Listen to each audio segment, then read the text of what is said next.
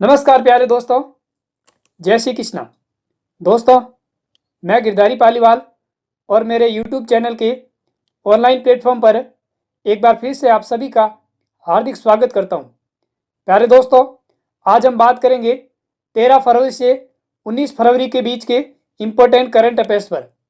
तो दोस्तों, इस वीडियो को ज़्यादा से ज़्यादा शेयर कर दें और इसे लाइक कर दें, और जिन्होंने इस चैनल को सब्सक्राइब नहीं किया वो इसे एक बार ज़रूर सब्सक्राइब कर दें। तो दोस्तों, शुरू करते हैं आज की इस वीडियो सेशन को। तो प्यारे दोस्तों, फरवरी के तीसरे सप्ताह के करंट अफेयर्स का सबसे पहला क्वेश्चन, और क्वेश्चन आपकी स्क्रीन पर। क्वेश्चन क्या कह रहा है कि क्वाड्रिलेटरल सिक्योरिटी डायलॉग की मंत्री स्तरीय बैठक कौन से देश में हुई? ऑस्ट्रेलिया, भारत, जापान या अमेरिका? तो दोस्तों, ये बैठक कहाँ पर हुई? ऑस्ट्रेलिया में। ए ऑप्शन है वो आपका क्या हो जाएगा? सही हो जाएगा। दोस्तों, बात करें इस बैठक की, तो इस बैठक में 4 देशों के एक ग्रुप में, जिसमें अमेरिका, भारत, जापान और ऑस्ट्रेलिया शामिल है। कौन कौन से देश? अमेरिका, भारत, जापान और ऑस्ट्रेलिया। दोस्तों, ये बैठक कब हुई? 11 से 12 फरवरी 2022 को। कहां पर? मेलबर्न, ऑस्ट्रेलिया में। और इसमें अमेरिका के विदेश मंत्री एंटनी ब्लिंकन, अमेरिका के विदेश मंत्री कौन? एंटनी ब्लिंकन, और ऑस्ट्रेलिया के विदेश मंत्री मारिस पायने, और भारत के विदेश मंत्री एस जयशंकर, और जापान के विदेश मंत्री योशिमासा हयाशी। इन चारों देशों के विदेश मंत्रियों ने इस बैठक में भाग लिया।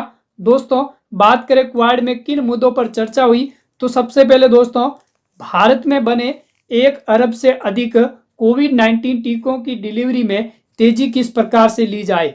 दूसरी, जलवायु परिवर्तन के मुद्दों पर चर्चा की गई। तीसरी बात, समुद्री सुरक्षा पर भी चर्चा की गई। दोस्तों, क्वाड को चीन अपना विरोधी मानता है, क्योंकि वह दक्षिण चीन सागर पर कब्जा करना चाहता है, लेकिन उसे क्वाड के कारण कठिनाइयों का सामना करना पड़ता है। तो दोस्तों, इन 4 देशों की बैठक कहां पर हुई? ऑस्ट्रेलिया में। तो एक बार इसका स्क्रीनशॉट ले ले।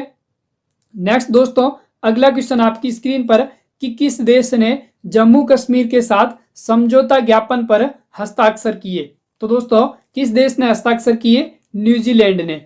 डी ऑप्शन है वो आपका सही हो जाएगा। दोस्तों, बात करें इस फैक्ट के बारे में, तो जम्मू कश्मीर के साथ समझौता करने वाला यूएई के बाद न्यूजीलैंड है वो दूसरा देश है। इससे पहले किसने किया? यूएई ने। न्यूजीलैंड जम्मू कश्मीर के भेड़ पालन, सीप फार्मिंग में मदद करेगा, और फार्मिंग सेक्टर में दोगुनी पैदावार बढ़ाने में भी मदद करेगा। यह समझौता दोस्तों जम्मू कश्मीर के उपराज्यपाल मनोज सिन्हा, किसके साथ? जम्मू कश्मीर के उपराज्यपाल कौन? मनोज सिन्हा, और न्यूजीलैंड के कार्यकारी निदेशक मिसा मोनिक्स ओपी के बीच साइन किया गया। तो ये किसके साथ हुआ? न्यूजीलैंड के साथ। स्क्रीनशॉट ले ले। नेक्स्ट दोस्तों, अगला क्वेश्चन कि एन चंद्रशेखरन किस ग्रुप के दूसरी बार चेयरमैन बने? Tata group, Adani group, Birla group या बजाज ग्रुप? तो दोस्तों, आपका आंसर हो जाएगा टाटा ग्रुप। जो एन चंद्रशेखरन है वो टाटा ग्रुप के साथ दूसरी बार चेयरमैन बने। दोस्तों, इसकी नियुक्ति है वो 5 साल के लिए है। उनका कार्यकाल 2027 तक रहेगा। एन चंद्रशेखरन पहली बार 2017 में चेयरमैन बने, और टाटा ग्रुप में पिछले 34 सालों से काम कर रहे हैं। एन चंद्रशेखरन का जो जन्म है वो कहां पर हुआ? तमिलनाडु में मोहानूर गांव में। कहां पर हुआ? मोहानूर, यानी ये तमिलनाडु राज्य से रहने वाले हैं। दोस्तों, अगला क्वेश्चन, मुनीश्वरनाथ भंडारी किस उच्च न्यायालय के मुख्य न्यायाधीश नियुक्त हुए? तो ये किस उच्च न्यायालय के मुख्य न्यायाधीश नियुक्त हुए? मद्रास उच्च न्यायालय। बी ऑप्शन है वो आपका क्या हो जाएगा? सही हो जाएगा। दोस्तों, बात करें, भंडारी अब तक मद्रास उच्च न्यायालय के कार्यवाहक न्यायाधीश के रूप में कार्य कर रहे थे। भारतीय संविधान के अनुच्छेद 214 में कहा गया है कि प्रत्येक राज्य का एक उच्च न्यायालय होगा। 2 या 2 से अधिक राज्यों के लिए एक ही न्यायालय हो सकता है, लेकिन प्रत्येक राज्य का केवल एक उच्च न्यायालय होगा। वर्तमान में भारत में कुल 25 उच्च न्यायालय है। बहुत ही अच्छा फैक्ट है, आपको याद रखना है कि पूछ सकते हैं एग्जाम में कि वर्तमान में भारत के अंदर कुल कितने उच्च न्यायालय है? तो कितने हैं? 25। एक बार इसका स्क्रीनशॉट ले ले। नेक्स्ट दोस्तों, भारतीय राष्ट्रीय महिला दिवस कब मनाया जाता है? बहुत ही अच्छा क्वेश्चन है। तो भारतीय राष्ट्रीय महिला दिवस कब मनाया जाता है?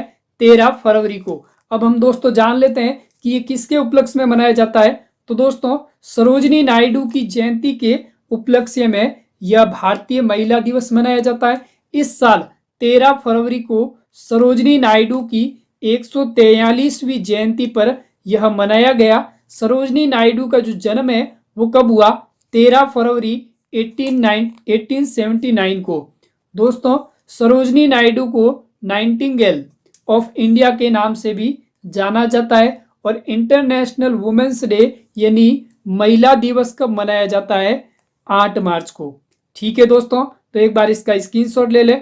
फिर दोस्तों अगला क्वेश्चन, भारत ने किस देश के साथ पर्यटन को बढ़ावा देने के लिए समझौता ज्ञापन पर हस्ताक्षर किए, तो किस देश के साथ हस्ताक्षर किए, ऑस्ट्रेलिया के साथ। पर्यटन को बढ़ावा देने के लिए दोस्तों पीयूष गोयल और दांते हान ऑस्ट्रेलिया द्वारा हस्ताक्षर किए गए यह जो समझौता है वो ज्ञापन पर्यटन के क्षेत्र में आपसी सहयोग को बढ़ावा देना और भारत में विदेशी पर्यटकों के आने के मामले में ऑस्ट्रेलिया है वो कौन से नंबर पर है, चौथे नंबर पर। और फर्स्ट नंबर पर आपका कौन सा देश है, बांग्लादेश। दोस्तों वर्तमान में पर्यटन मंत्रालय का 45 देशों के साथ समझौता है। भारत में जितने विदेशी पर्यटक आते हैं उनमें से 3.4% तो ऑस्ट्रेलिया के होते हैं। तो दोस्तों एक बार इसका स्क्रीनशॉट ले ले। दोस्तों अगला क्वेश्चन, सामाजिक न्याय और अधिकारिता विभाग के द्वारा कौन सी योजना शुरू की गई, तो दोस्तों कौन सी योजना शुरू की गई है, स्माइल योजना। दोस्तों स्माइल योजना यानी support for marginalised individuals for livelihood and enterprise, transgender व्यक्तियों और भीख मांगने के काम में लगे व्यक्तियों के लिए बनाई गई है। और मंत्रालय ने योजना के लिए 2021-22 से लेकर 2025-26 तक उसके लिए करीब 365 करोड़ रुपए आवंटित किए हैं। सामाजिक न्याय और अधिकारिता मंत्री कौन है आपके, डॉक्टर वीरेंद्र कुमार। तो एक बार इसका स्क्रीनशॉट ले ले। नेक्स्ट दोस्तों, भारत और अफ्रीका संबंध चेंजिंग होराइजन्स किसके द्वारा लिखी गई, भारत अफ्रीका संबंध चेंजिंग होराइजन्स है वो किसके द्वारा लिखी गई है, तो दोस्तों ये लिखी गई है आपके राजीव भाटिया द्वारा। फिर दोस्तों बात करें राजीव भाटिया की, तो इस पुस्तक को विदेश मामलों के जानकार राजीव कुमार भाटिया के द्वारा लिखा गया। इसमें भारत और अफ्रीका के संबंधों पर भी चर्चा की गई।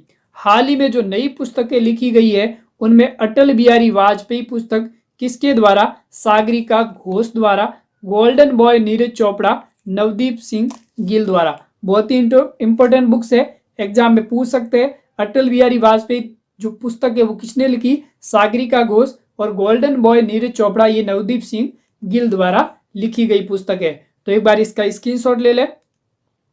नेक्स्ट दोस्तों अगला क्वेश्चन, आईपीएल 2022 के सबसे महंगे खिलाड़ी कौन बन गए, तो दोस्तों आईपीएल 2022 का जो इस बार का जो सीजन चालू होगा उसके लिए सबसे महंगे खिलाड़ी आपके हैं ईशान किशन। ए ऑप्शन आपका सही हो जाएगा। दोस्तों बात करें आईपीएल के, बेंगलुरु में 2 दिन तक चली नीलामी में 204 खिलाड़ी बिक चुके हैं, करीब 551 करोड़ रुपए भी खर्च हो चुके हैं। ईशान किशन इस नीलामी के सबसे महंगे खिलाड़ी, उन्हें किस टीम ने खरीदा, मुंबई इंडियंस ने, और कितने में खरीदा, 15.25 करोड़ में। और दीपक चार दूसरे सबसे महंगे खिलाड़ी रहे, जो क्या एक गेंदबाज है, सीएसके यानी चेन्नई सुपर किंग्स टीम द्वारा इसे खरीदा गया, कितने में, 14 करोड़ रुपए में। लियाम लिविंगस्टोन सबसे महंगे विदेशी खिलाड़ी रहे, उन्हें पंजाब किंग्स ने 11.50 करोड़ रुपए में खरीदा। तो इस बार आईपीएल इतिहास के सबसे महंगे खिलाड़ी कौन चुने गए, ईशान किशन 15.25 करोड़ में मुंबई इंडियंस की टीम द्वारा, और दूसरे सबसे महंगे खिलाड़ी चेन्नई सुपर किंग्स के दीपक चार, जिन्हें 14 करोड़ रुपए में खरीदा गया। नेक्स्ट दोस्तों आईपीएल के महत्वपूर्ण तथ्य को जान लेते हैं। इस बार 2022 का है, जिसके अंदर वीवो की जगह इसका नया प्रायोजक कौन बनेगा, टाटा समूह। आईपीएल के इतिहास में सबसे महंगे खिलाड़ी अनकैप्ड कौन, आवेश खान, मध्य प्रदेश के, और लखनऊ सुपर जायंट्स के 10 करोड़ रुपए में खरीदा गया। कौन, आवेश खान मध्य प्रदेश के, जिन्हें लखनऊ सुपर जायंट्स टीम द्वारा 10 करोड़ में एक अनकैप्ड खिलाड़ी को खरीदा गया। आईपीएल के इतिहास में दूसरे सबसे महंगे भारतीय खिलाड़ी कौन बने? ईशान किशन, जो बिहार के हैं। मुंबई इंडियंस ने इन्हें 15.25 करोड़ रुपए में खरीदा। आईपीएल के 15वें सीजन में 2022 में कितनी टीमों ने भाग लिया? 10 टीमों में, जिसके अंदर इस बार 2 नई टीमें और शामिल की गई, लखनऊ और अहमदाबाद की। तो 2 नई टीमें ये आपको याद रखनी है, लखनऊ और अहमदाबाद की। तो इस बार आईपीएल में 15वें सीजन 2022 में कितनी टीमें भाग लेगी? 22 टीमें। सबसे महंगे खिलाड़ी मुंबई इंडियंस के ईशान किशन, जिसे 15.25 करोड़ में खरीदा गया। दूसरे महंगे खिलाड़ी जो आपके दीपक चार, किस टीम के? चेन्नई सुपर किंग्स के, 14 करोड़ में इन्हें खरीदा गया। नेक्स्ट दोस्तों, अगला क्वेश्चन, राहुल बजाज का निधन हो गया, वह कौन थे? तो दोस्तों इसका आंसर बताएं और इस वीडियो को ज्यादा से ज्यादा शेयर करें और इसे लाइक करें। तो जो राहुल बजाज का निधन हुआ है वो कौन थे दोस्तों? एक उद्योगपति। दोस्तों बात करें उद्योगपति राहुल बजाज की, तो ये इनका हाल ही में निधन हुआ। और राहुल बजाज है जो 1965 में बजाज समूह में शामिल हुए और 1968 में बजाज ऑटो के सीईओ के पद पर बने रहे। 1979 से 1980 और 1999 से 2000 के लिए कॉन्फेडरेशन ऑफ इंडस्ट्री सीआईआई के अध्यक्ष रहे। 2001 में इन्हें पद्म भूषण सम्मान से सम्मानित किया गया और 2017 में लाइफ टाइम अचीवमेंट के लिए सीआईआई राष्ट्रपति पुरस्कार से भी इन्हें सम्मानित किया गया था। दोस्तों नेक्स्ट बात करें तो अगला क्वेश्चन आपकी स्क्रीन पर कि डेमोक्रेसी इंडेक्स 2021 में भारत की कौन सी रैंक है? तो डेमोक्रेसी इंडेक्स 2021 में भारत की कौन सी रैंक है? 46वीं रैंक। डी ऑप्शन आपका सही हो जाएगा। दोस्तों ये जो जारी किसके द्वारा किया गया? Economics intelligence unit. इस इंडेक्स में किसी भी देश में लोकतंत्र की स्थिति को देखा जाता है और इस सूचकांक में नॉर्वे सबसे ऊपर है, जिसका स्कोर कितना है? 9.75। सेकेंड नंबर पर न्यूजीलैंड, थर्ड नंबर पर फिनलैंड, फोर्थ नंबर पर स्वीडन और 5 नंबर पर आइसलैंड। और सबसे नीचे जो पायदान है वो किसका है? अफगानिस्तान का। तो एक बार इसका स्क्रीनशॉट ले ले। नेक्स्ट दोस्तों बात करें तो अगला क्वेश्चन है, डेजर्ट फेस्टिवल किस राज्य में शुरू किया गया? राजस्थान, गुजरात, पंजाब, हरियाणा। तो आपका क्या आंसर हो जाएगा? डेजर्ट फेस्टिवल है जो इस बार किस राज्य में शुरू हुआ? राजस्थान में। दोस्तों विश्व प्रसिद्ध जैसलमेर रेगिस्तान महोत्सव डेजर्ट फेस्टिवल 13 फरवरी 2022 को पोखरण में रखा गया। तो ये डेट याद रखनी है, कब किया गया? 13 फरवरी 2022 को। कहाँ पर? जैसलमेर के पोखरण में, जैसलमेर रेगिस्तान महोत्सव। यह महोत्सव 4 दिन तक चलता है, जिसमें रेगिस्तानी संस्कृति को प्रस्तुत किया गया और इसमें इस बार बीएसएफ कैमल टैटू शो भी आयोजित किया जाएगा। तो एक बार इसका स्क्रीनशॉट ले ले। नेक्स्ट दोस्तों अगला क्वेश्चन है कि ICC player of the month January 2022 किसे दिया गया? तो दोस्तों ICC player of the month January 2022 का अवार्ड किसे दिया गया? कीगन पीटरसन को। डी ऑप्शन आपका सही हो जाएगा।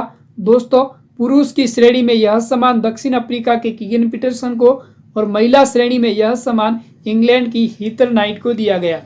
दोस्तों कीगन पीटरसन ने भारत के खिलाफ शानदार प्रदर्शन कर टीम को जीत दिलाने में अपनी महत्वपूर्ण भूमिका निभाई थी और हीथर नाइट जो इंग्लैंड की है उसने ऑस्ट्रेलिया के खिलाफ जनवरी माह में शानदार प्रदर्शन किया।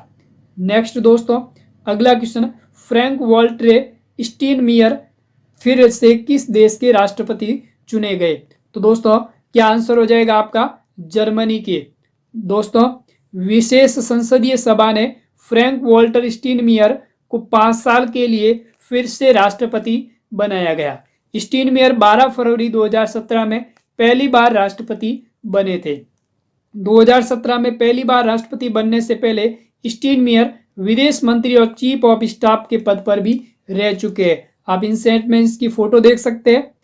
फिर दोस्तों अगला question, how to prevent the next pandemic नामक पुस्तक किसने लिखी? क्या क्वेश्चन है? How to prevent the next pandemic नामक पुस्तक किसके द्वारा लिखी गई? तो बिल गेट्स द्वारा यह पुस्तक लिखी गई। दोस्तों बिल गेट्स माइक्रोसॉफ्ट कंपनी के को फाउंडर है। पुस्तक जो मई 2022 में प्रकाशित की जाएगी और इस पुस्तक में बिल गेट्स ने बताया कि किस प्रकार से हम कुछ विशेष कदम उठाकर आने वाली महामारियों को रोक सकते हैं। बिल गेट्स की अन्य पुस्तकों की बात करें तो how to avoid a climate disaster, कौन सी पुस्तक, how to avoid a climate disaster. फिर दोस्तों नेक्स्ट अगला क्वेश्चन, कृषि उत्पाद निर्यात विकास प्राधिकरण APEDA ने कब अपना 36वां स्थापना दिवस मनाया? तो किस तारीख को यह स्थापना दिवस मनाया गया? तो दोस्तों 13 फरवरी को। दोस्तों यह वाणिज्य और उद्योग मंत्रालय के अंतर्गत काम करने वाली संस्था है। कौन सी? APEDA, agricultural processed food products expert development authority. इसका जो काम है वो कृषि से संबंधित उत्पादों के निर्यात को बढ़ावा देना और ये जो चीनी के आयात पर नजर रखने की जिम्मेदारी भी इन्हें सौंपी गई। फिर दोस्तों अगला क्वेश्चन, होप एक्सप्रेस किस राज्य में शुरू हुई है? कौन सी एक्सप्रेस? Hope express. तो किस राज्य में? महाराष्ट्र राज्य में शुरू हुई है। दोस्तों इसकी घोषणा महाराष्ट्र के स्वास्थ्य मंत्री राजेश टोपे ने की है। कैंसर की रोकथाम के लिए होप एक्सप्रेस शुरू की गई। किसकी रोकथाम के लिए? कैंसर की रोकथाम के लिए। दोस्तों इस एक्सप्रेस के माध्यम से कैंसर से पीड़ित व्यक्तियों के पास पहुंचकर उनकी सहायता की जाएगी और ग्रामीण क्षेत्रों में मरीजों को इस होप एक्सप्रेस का बखूबी फायदा मिल सकेगा। दोस्तों अगला क्वेश्चन, विनीत जोशी किस संस्थान के अध्यक्ष रहे हैं? तो दोस्तों विनीत जोशी है वो किसके अध्यक्ष रहे हैं? CBSE के। ये ऑप्शन आपका सही हो जाएगा। दोस्तों CBSE central board of secondary education, ये भारत में स्कूल एजुकेशन का एक प्रमुख बोर्ड है और इसकी स्थापना कब की गई? 2 जुलाई 1929 को। किसकी स्थापना? Central board of secondary education CBSE की। इस बोर्ड से जवाहर नवोदय विद्यालय, केंद्रीय तिब्बती विद्यालय आदि भी इस बोर्ड से जुड़े हुए हैं। नेक्स्ट दोस्तों, बप्पी लहरी का निधन हो गया, वो कौन थे? संगीतकार, गायक, अभिनेता, उपयुक्त सभी। तो हाल ही में दोस्तों बप्पी लहरी का जो निधन हुआ है वो संगीतकार भी थे, गायक और अभिनेता तीनों थे, यानी आपका आंसर हो जाएगा उपयुक्त सभी। दोस्तों बप्पी लहरी का जन्म 27 नवंबर 1952 को पश्चिम बंगाल राज्य में हुआ। बप्पी लहरी एक सिंगर, कंपोजर, एक्टर और रिकॉर्ड प्रोड्यूसर, पॉलिटिशियन भी थे। बप्पी लहरी का असली नाम अलोकेश लाहिड़ी था। असली नाम क्या था? अलोकेश लाहिड़ी। और इनका जन्म पश्चिम बंगाल में 27 नवंबर 1952 को हुआ था और साल 1973 में बप्पी लाहिड़ी ने फिल्म नन्हा शिकारी में संगीत दिया था और यहीं से उनका फिल्मी संगीत का सफर शुरू हुआ। 2018 में film fair life time achievement award भी इन्हें सम्मानित किया गया। नेक्स्ट क्वेश्चन है कि किसके द्वारा दिल्ली में विश्व स्तरीय कुश्ती अकेडमी स्थापित की गई? तो दोस्तों ये किसके द्वारा स्थापित की गई? रेल मंत्रालय द्वारा। सी ऑप्शन आपका सही हो जाएगा। दोस्तों केंद्रीय रेल मंत्री अश्विनी वैष्णव, कौन है रेल मंत्री? अश्विनी वैष्णव ने इसकी घोषणा की और इसकी जो अनुमानित लागत है वो कितनी है? 30.76 करोड़ रुपए। और ये किस स्थान पर हुई? किशनगंज, दिल्ली में। दोस्तों इस अकेडमी में सभी आधुनिक सुविधाओं से लैस होगी और नए पहलवानों को अवसर प्रदान किया जाएगा।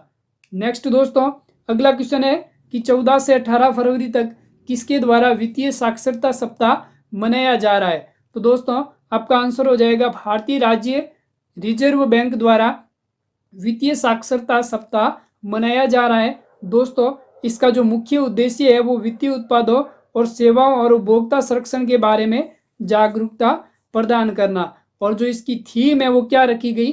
गो डिजिटल, गो सिक्योर। दोस्तों वित्तीय साक्षरता सप्ताह 2022 का मुख्य फोकस डिजिटल लेन देन की सुरक्षा और डिजिटल लेन देन की सुविधा के बारे में जागरूकता फैलाने पर होगा। RBI 2016 से हर साल वित्तीय साक्षरता सप्ताह मना रहा है। तो दोस्तों एक बार इसका स्क्रीनशॉट ले लें। नेक्स्ट दोस्तों क्वेश्चन कि किस देश के लैंड फोर्सेज के कमांडर ने भारत का दौरा किया है? तो दोस्तों किस देश के? संयुक्त अरब अमीरात के।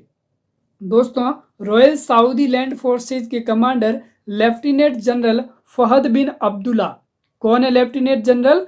फहद बिन अब्दुल्ला मोहम्मद अल मुतेर ने भारत का दौरा किया।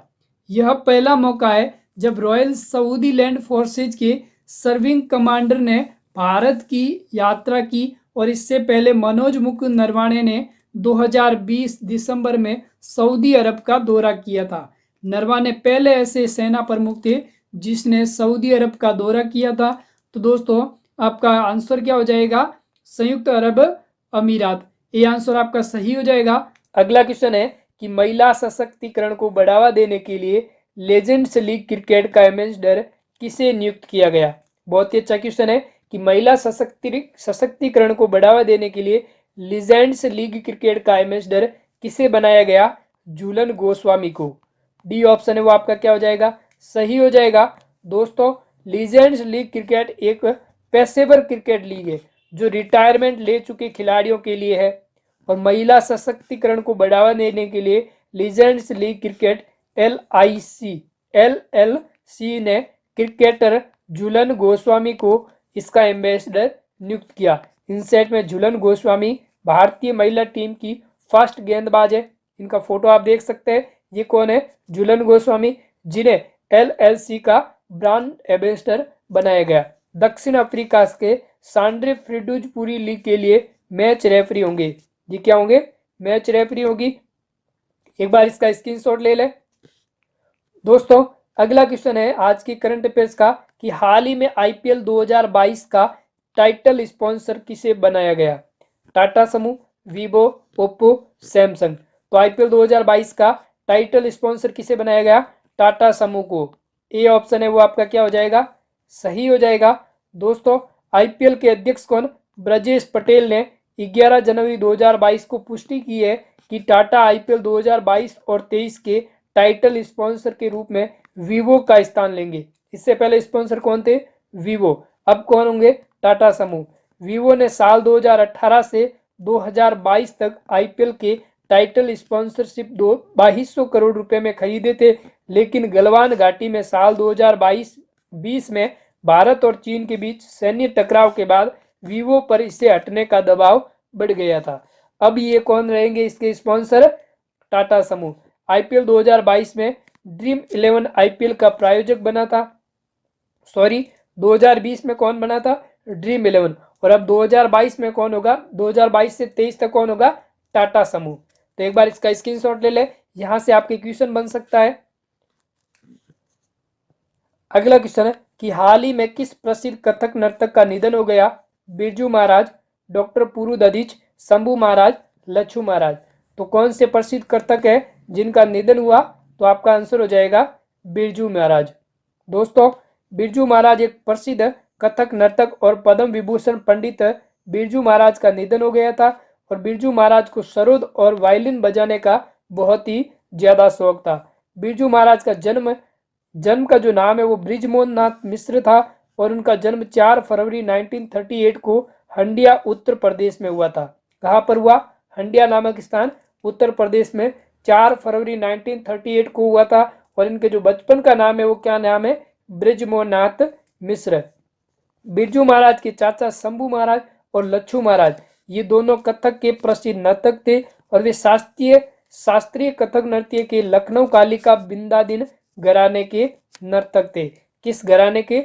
लखनऊ कालिका बिंदादिन घराने के प्रसिद्ध नर्तक थे। अगला क्वेश्चन है दोस्तों कि हाल ही में तमिलनाडु में तिरुवल्लुवर दिवस किस दिन मनाया गया? बहुत ही अच्छा क्वेश्चन है, बहुत इंपॉर्टेंट क्वेश्चन है। स्टार लगा देना कि तिरुवल्लुवर दिवस कब मनाया गया? 15 जनवरी को। डी ऑप्शन है वो आपका क्या हो जाएगा? सही हो जाएगा। नेक्स्ट क्वेश्चन है कि हाल ही में विश्व का सबसे बड़ा खादी राष्ट्रीय ध्वज कहां पर प्रदर्शित किया गया? बहुत ही अच्छा क्वेश्चन है। विश्व का सबसे बड़ा खादी राष्ट्रीय ध्वज कहां पर प्रदर्शित किया गया? लोंगेवाला, जैसलमेर में। ए ऑप्शन आपका क्या हो जाएगा? सही हो जाएगा। दोस्तों 15 जनवरी 2022 को सेना दिवस मनाने के लिए खादी के कपड़े से बना दुनिया का सबसे बड़ा राष्ट्रीय ध्वज प्रदर्शित किया गया। इसे जैसलमेर में भारत पाकिस्तान सीमा पर कहां पर? लोंगेवाला में प्रदर्शित किया गया। यह ध्वज 225 फीट लंबा और 150 फीट चौड़ा। इसकी लंबाई और चौड़ाई कितनी? 225 फीट तो लंबा है और 150 फीट चौड़ा है। इस ध्वज का जो निर्माण है messrs khadi dyers and printers द्वारा किया गया। इससे पहले यह झंडा लद्दाख और मुंबई में देखा जा चुका है और इस बार 15 जनवरी 2022 को सेना दिवस के लिए यह कहां पर प्रदर्शित किया गया, लोंगेवाला जैसलमेर बोर्ड पर। अगला क्वेश्चन कि Hindustan petroleum corporation limited HPCL के नए चेयरमैन एवं प्रबंध निदेशक किसे नियुक्त किया गया। एचपीसीएल के नए चेयरमैन और प्रबंध निदेशक किसे नियुक्त किया गया है, पुष्प कुमार जोशी को। बी आंसर आपका क्या हो जाएगा, सही हो जाएगा। दोस्तों पब्लिक इंटरप्राइजेज सिलेक्शन बोर्ड ने पुष्प कुमार जोशी को नया चेयरमैन और एमडी बनाया। इंसेट में आप फोटो देख सकते हैं पुष्प कुमार जोशी की, जिन्हें नया चेयरमैन बनाएगा। जोशी जो फिलहाल में कंपनी में एचआर डायरेक्टर के पद पर पदस्थ है और एचपीसीएल एक महारत्न कंपनी है। इसे भारतीय कंपनी अधिनियम 1913 के तहत एक कंपनी के रूप में मूल रूप से नियमित किया गया।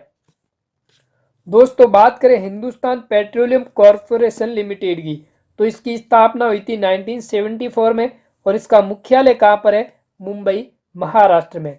भारत सरकार की दूसरी सबसे बड़ी एकीकृत तेल शोधन और विपणन करने वाली सार्वजनिक क्षेत्र की कंपनी।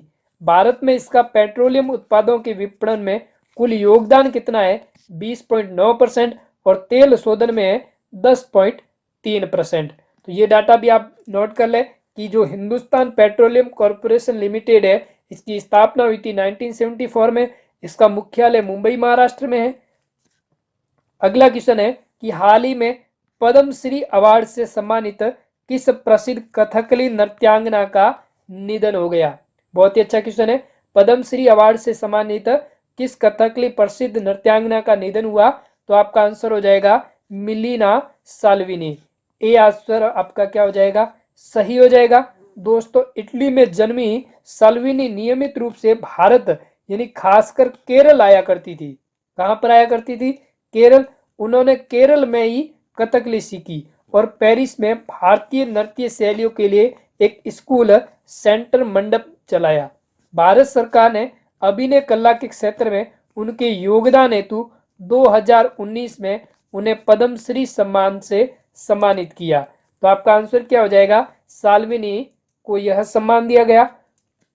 नेक्स्ट, तो दोस्तों आज की इस वीडियो सेशन में हमने जनवरी के संपूर्ण करंट अफेयर्स पर चर्चा की, जो एग्जाम की दृष्टि से बहुत ही महत्वपूर्ण है। तो दोस्तों इस वीडियो को ज़्यादा से ज़्यादा शेयर करें और इसे लाइक करें, और जिन्होंने इस चैनल को सब्सक्राइब नहीं किया है वो इसे एक बार ज़रूर सब्सक्राइब करें। तब तक के लिए धन्यवाद।